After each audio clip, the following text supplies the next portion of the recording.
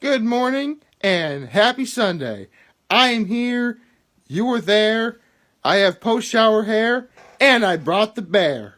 Yep, that's yeah, it's about the bear. Ready for hello? Hello. Anyway, um so yeah, yesterday the two AAF games.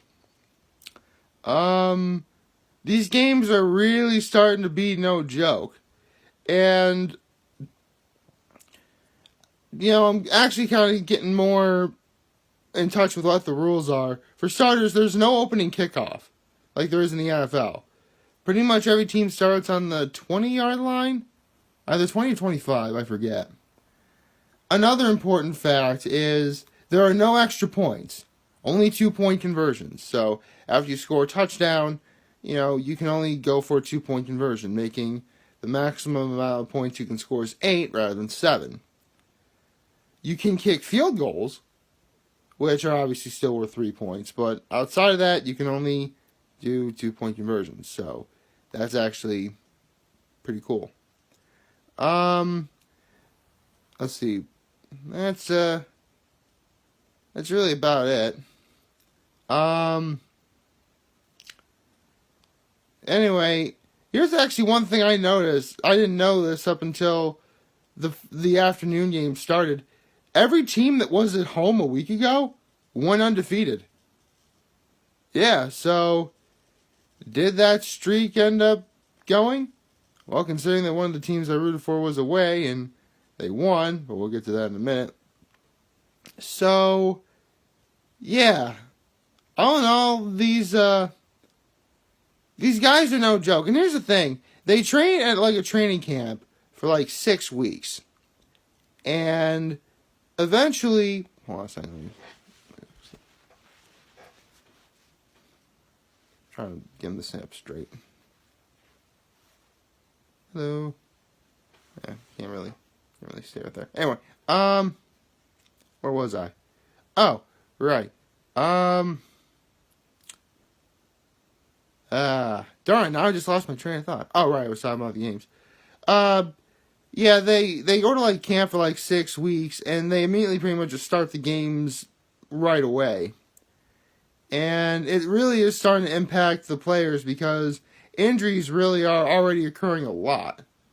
I mean, nothing that's been incredibly serious or career-ending, but some of them are pretty, they are making a huge difference. And another thing that really has been proven to make a difference, and I alluded to this earlier, I said earlier that, home teams a week ago went undefeated, which is true. So it's giving me the idea that, being at home really is going to play a factor.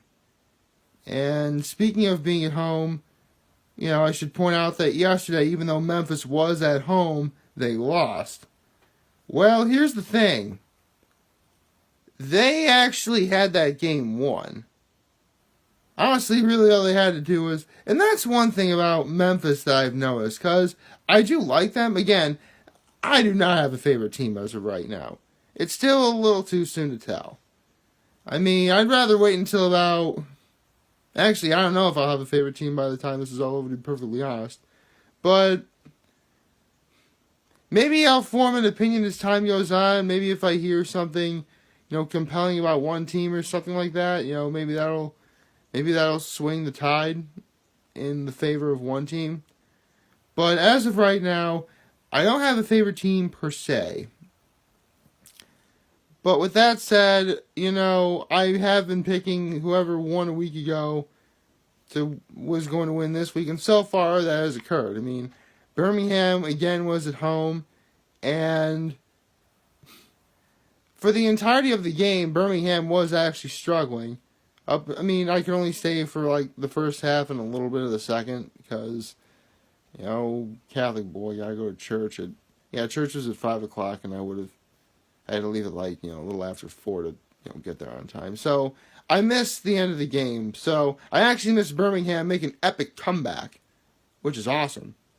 Nothing screams compelling like comeback, and so the final score ended up being 12-9. So defense, and yeah, that was yesterday afternoon's game. It was more like a defensive struggle, is what it was, which it really does get exciting when you get to that sort of mentality.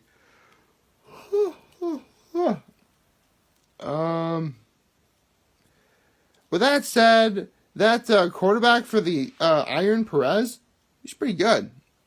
I like that. I like that guy. He's a pretty solid QB.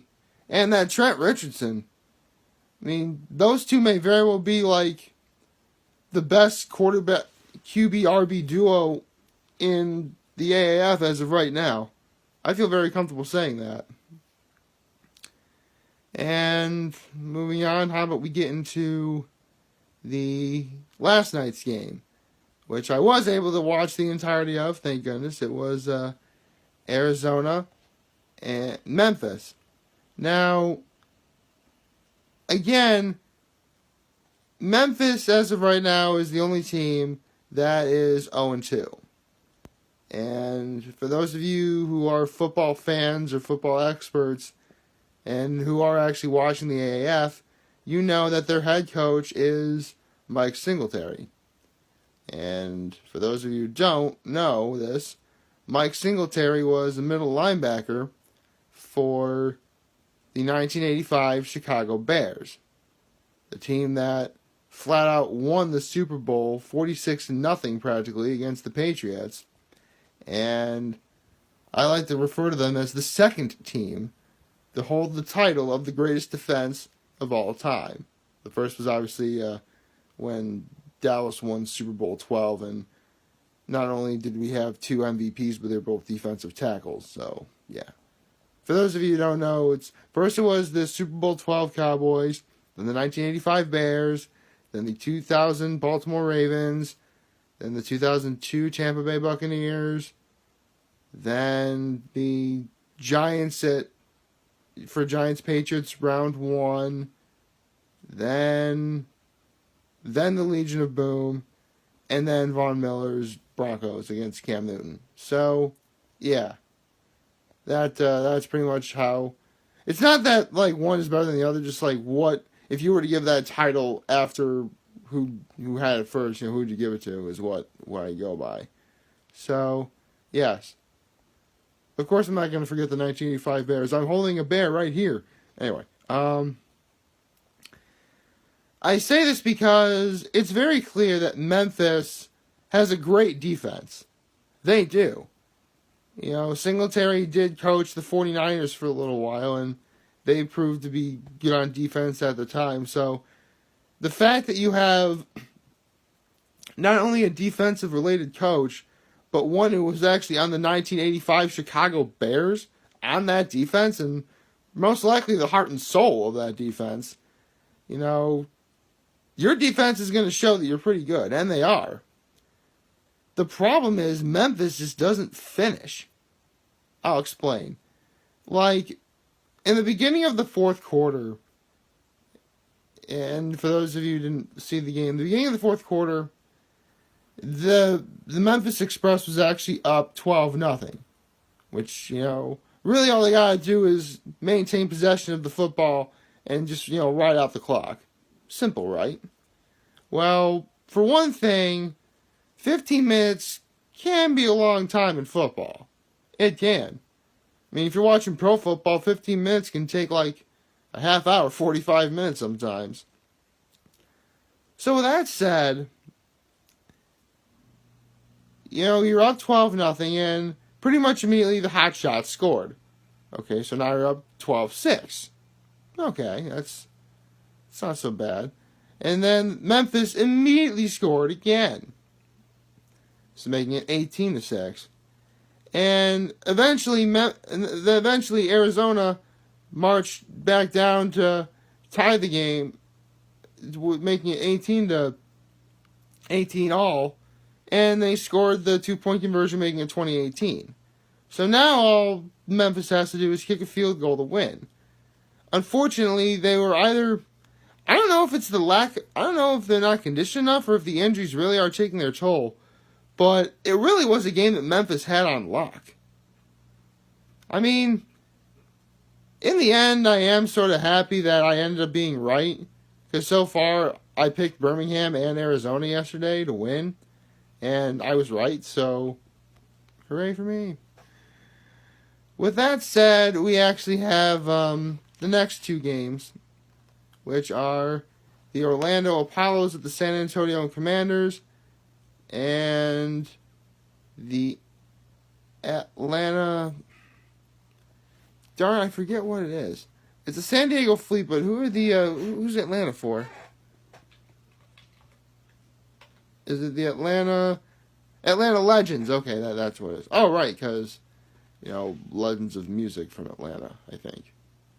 Actually, someone's going to have to fill me in where Legends in Atlanta come into play. Oh, right, because Atlantis, and the Legend of Atlantis. Yeah, that works. I'm sure I'm probably wrong, but that's my best guess on the matter. So, with that said,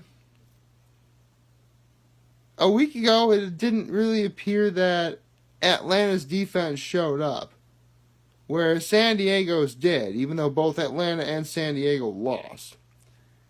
With that said, because of what happened to San Diego a week ago and what I just said, their defense showed up, I think I'll take San Diego over Atlanta.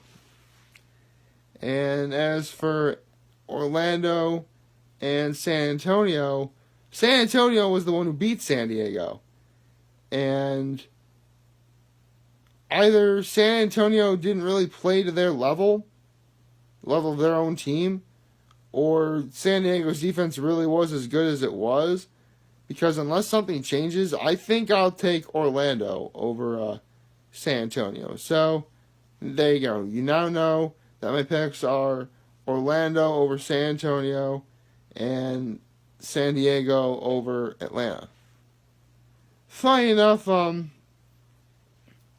actually asked my uncle what teams he's picking, the one who lives out in Denver, and he missed the Birmingham Salt Lake game. So he ended up picking, I think, I need to check my text again because we communicate via text, obviously. I know that he picked both teams, both San Antonio and San Diego, because San is Latin for saint, and, that's, make it easy. I think he picked Arizona. I don't know, but yeah, I gotta look up the text again. So far I've actually been 2 for 2. Let's see if maybe I can keep it up. But again, being at home really has been, kind of a, game changer. But, and a week ago, both teams were at home. That's, again, both team, every team that was at home ended up winning yesterday. With that said, I do believe that Orlando has the advantage. Even though they are the away team, I think their offense is really gonna hammer it home. I mean, or maybe we could be lucky and it could be like last night when it ended up being a shootout with Arizona and Memphis. But yeah, I'm really looking forward to what these next few games holds, and I really hope that everything ends up being, the bear fell out of frame. Bear fell out of frame. Here we go. I would never lose you. I love this bear. Anyway, yeah, that's all I have for right now. So, guess I'll see you tomorrow when I talk about the other two games. Luckily, though, I have no plans on going anywhere today, so I am watching both games all day. Well, I say all day. The first game doesn't start until 4. So, there you go. Sorry if this video is also a little later than normal. Just considering what I did yesterday morning, I really needed to sleep in. And now I think I'm going to get myself some coffee. Coffee's good. And, once again, weekend video, rocking the flannel pajamas. This is awesome. And, in support of my friend who's doing Flannel February and helping out the food bank of the Southern Tier. So, got your back, bro. And that's about all I have to say right now. So, like, favorite, and hit that subscribe button. I could really use the support on YouTube. Follow me on the social media platforms, YouTube, Facebook, Instagram, Twitter, and Tumblr.